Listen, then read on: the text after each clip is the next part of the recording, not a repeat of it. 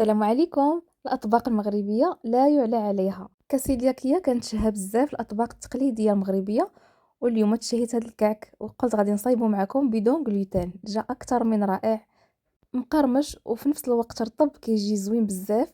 فبقاو معايا باش تشوفوا المقادير ديالو من الأول حتى الآخر.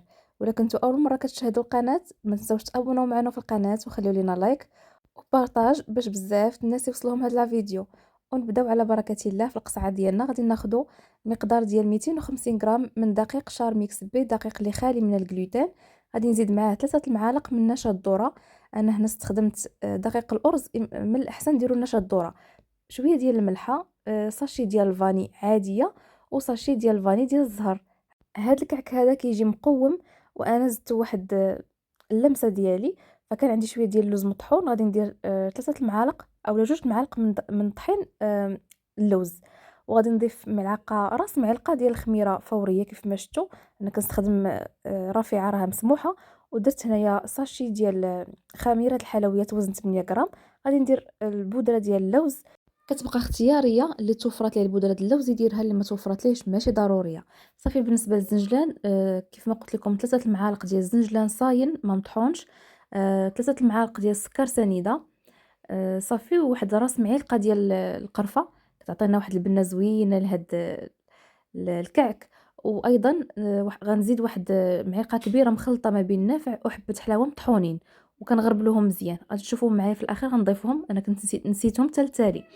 نص كاس ما بين الزبده والزيت، يعني الزبده مذوبه والزيت، نص كاس. صافي غادي نبسو مزيان هذاك الدقيق بداك الزبده والزيت حتى يعني كتلبس لينا داك الدقيق مزيان. وعاد غادي نجمعوا الخليط ديالنا اولا الدقيق ديالنا، غنجمعوه بكاس ديال الماء اولا كاس الحليب. يمكن لكم ديروا الحليب، الناس اللي كيبغيو هذا الكعك هذا يجيكم رطيطب غديروا الحليب. الناس اللي بغاو يجي الكعك مقرمش غيديروا الماء.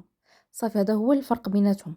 صافي كيف ما شفتوا غادي زدت هذيك المعلقه مطحونه ما بين النافع وحبه حلاوه، غربلتها مزيان باش تجيني هكذا منيله. وصافي غادي نجمع دابا بكاس ديال الماء. الكعك ديالنا ساهل وكيجي لذيذ بزاف، كيحتاج انه تدلك. من بعد ما غادي نجمعو دابا غادي ندلكو مزيان حتى يولي رطب. صافي ونحتفظوا به في بلاستيك ضروري تغطيوه باش ما ينشفش، حيت كل ما كينشف لينا كل ما كيجي كيتهرس ملي كتجيو تشكلوه. غادي نقطعو يعني تقريبا درت منه واحد 5 ولا 6 ديال الكويرات. وكل كويره كنطلقها هكا على الطول، كنطلقها شريط طويل. وصافي كنبقى نفلحها على هذا الشكل. نتوما الا بغيتو داك الكعك ديالكم يجيكم كامل قياس واحد، فانتم غتاخذوا القاعده ديال شي كاس، دوروا عليها هاد الحربول هذا وعاد باش شرطوه.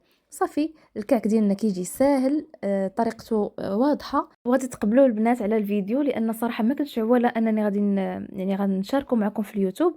فقط يعني جا تلقائي سبونطاني وصافي. تشهيتهم ونط عملتهم، قلت ندير معكم غير لقطات. تصدقت في فيديو كامل. فمني نجح ليا ما بغيتش نضيع الفيديو، قلت ضروري نشاركو معكم. اي حاجه كتنجح ليا راني كنشاركها معكم، ما كنبخلش عليكم بحتى شي وصفه. صافي كيف ما شفتوا الطريقه ديالو سهله بزاف. غنستمر نكملهم كاملين. نتوما كيف ما قلت لكم العبار ديروا العبار بكاس باش يجيكم كاملين قياس واحد.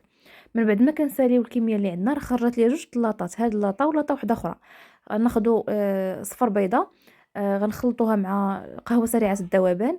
كندهنوا الوجه ديالهم، وكنرشوا عليهم شويه ديال الزنجلان. في هذا الاثناء غادي ندخلهم الفران على درجه حراره 150 حتى كيطيبوا مزيان. ضروري 150 باش يطيبوا لنا من الداخل ويجيو مقرمشين. حتى كتفوت نص ساعه الاولى عاد نطلعوا العافيه ل 180 ونخليهم يتحمروا من الفوق ومن التحت. كيطيبوا كيجيو مذهبين غزالين، والمذاق ديالهم ولا اروع. شوفوا كيفاش كيتهرسوا، يعني كيجيو تبارك الله فتيين وفي نفس الوقت مقرمشين من على برا وفتيين من الداخل. كنتمنى وصفه اليوم تنال اعجابكم. ما تنسوناش بالبارطاج وجربوا الوصفه وخليوا لي تطبيقاتكم في مواقع التواصل الاخرى. الى فيديو قادم، السلام عليكم ورحمه الله تعالى وبركاته.